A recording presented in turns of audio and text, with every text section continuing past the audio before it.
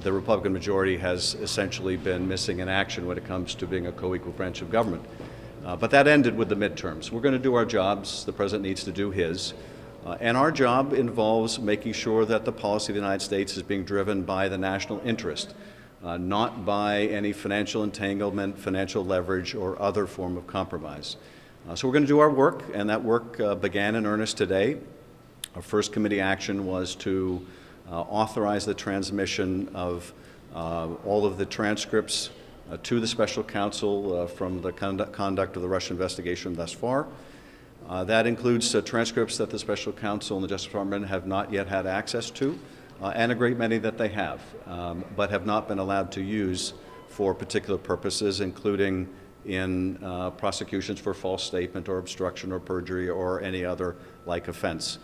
So the special counsel's office, the Department of Justice, and its elements will now have access to those transcripts for any purpose which will facilitate justice. We will also be announcing the parameters of our investigation, which go beyond Russia, but in some will allow us to investigate any credible allegation that financial interests or other interests are driving the decision-making of the president or anyone in the administration. The American people have a right to know, indeed have a need to know, that their president is acting on their behalf and not for some pecuniary or other reason. That pertains to any credible allegations of leverage by the Russians or the Saudis or anyone else.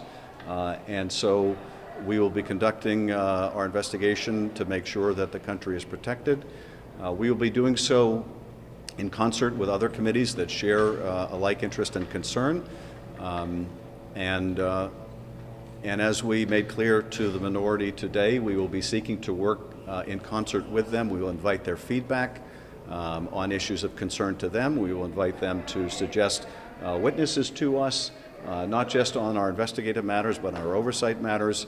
And we intend to operate in good faith, and we would ask the same in return. But we are determined to make sure that we fulfill what we had committed 2 years ago, and that is that we will follow the facts wherever they lead. And I'm happy to respond to your questions. Well, do you think Robert Mueller wants these transcripts? Because he only requested one from Roger Stone, and he's been able to read all of them through ODNI. What makes you think that he needs these for any other prosecution? First of all, he hasn't, the special counsel, neither the special counsel nor the Justice Department has had access to all the transcripts. There were some that were not included for whatever reason the then majority had, that they did not provide, and others that were witnesses that we interviewed after the Republican members decided that they were no longer going to participate in the investigation. But we want to make sure the special counsel has full access. In terms of any transcripts the special counsel may or may not have requested, I can't comment on that. We don't comment on requests or our interactions with the special counsel. Mr. Schiff, this morning in your statement about Michael Cohen's testimony, you said in the interest of the investigation, you're delaying this testimony. What did you mean by in the interest of the investigation? Was that direction from the special counsel to not have this tomorrow? I can't comment any further than our statement on that, but we look forward to his testimony on February 28th, and Mr. Cohen has been fully cooperative with us, and we hope and expect that will continue. But we felt it was in the investigation's interest that we postponed to that date. Mr. Chairman, the Republicans asked for immediately transferred over to the special counsel? They should be conveyed over to the special counsel today. Mr. Chairman, the Republicans asked that the majority now subpoena a list of 12 witnesses that they have interest in hearing from, among them Mr. Comey and several Russian nationals, we were told. We were also told that you declined to issue that subpoena. Why? Well, first of all, and this is a request that we made of the minority, if they're to work with us in good faith, then we would suggest to them that they advise us of people they would like to bring in, that they would like to hear testimony, and not inform us of it at the hearing or at the meeting in the form of motion we've never seen. But more than that, we also informed the minority that we would adhere to the practice we had in the last session, which is we will always seek voluntary testimony before we use compulsion.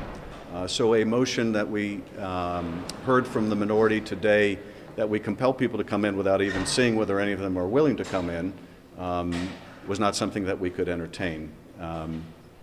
We also, with respect to some of the witnesses that they had proposed, we're not even sure why they think their testimony would be relevant.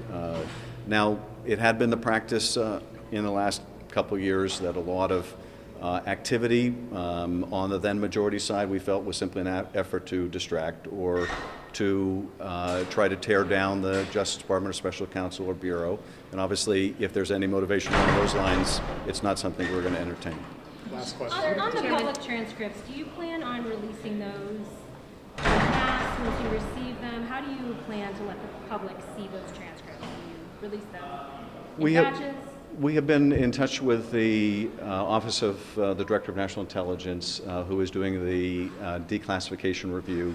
That process involves consultation with investigative equities to make sure that in addition to not disclosing anything classified, we're not disclosing things that would compromise any element of their work.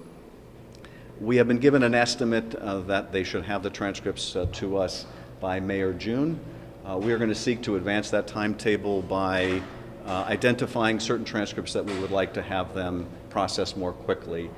There's no need to wait until they're all finished before we release any of them. So we will identify those that we wish to put on a fast track, and they're amenable to doing that.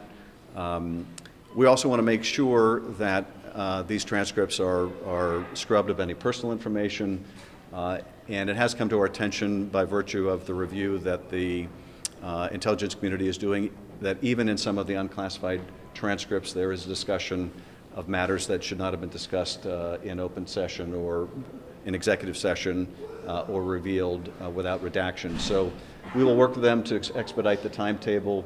It is also our intention, in order to do that, that we not wait for them all to be done to be able to release any of them. Thank you. Will the special counsel receive these transcripts today? Is that the timeline? As far as I understand it, it's simply a logistical matter of providing the discs to the special counsel, and I fully expect that that will happen today. Thank you. When will we get the